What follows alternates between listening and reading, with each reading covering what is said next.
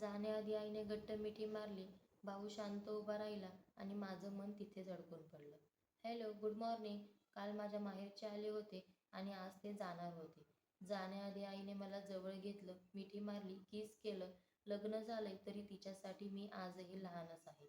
आईच्या मिठीत गेले की असं वाटतं जोरजोरात रडावं, कारण माहीत नाही पुढचं भेटणं कधी होईल. भाऊ बाजूला शांत उभा, पण आज त्याच्याही डोळ्यात पाणी होतं. काही बोलला नाही, पण त्याच्या शांततेत खूप काही होतं. ते गेले आणि घर रिकामे वाटायला लागलं. मन काही लागत नाही, पण सगळ्याच मुलींना यातून जावंच लागतं. कसं तरी स्वतःला सावरलं आणि घरातली कामे आवरायला सुरू केली. पण आठवण ती जात नव्हती. मनात एकच विचार, आई थोडं अजून थांब ना, असं म्हणावं. पण ते शक्य नव्हतं. कामं झाली. कस्टमरचे फॉलसाठी साड्या आल्या होत्या, पण मूड नव्हता म्हणून त्यासुद्धा बाजूलाच राहिल्या. विचार केला काहीतरी केल्यावर मन रमेल म्हणून बुक रीड करायला घेतलं.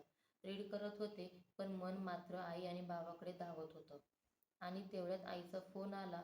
पोचलो आम्ही. आवाज ऐकून हसू आलं, पण मनातली ओढ अजूनही तशीच होती. आईची मिठी, भावाची साथ आणि शेवटचा आवाज. क्षण छोटे असतात, पण मनात कायमचे घर करतात. असा होता माझा आजचा दिवस. भेटूया पुढच्या ब्लॉगमध्ये. बाय.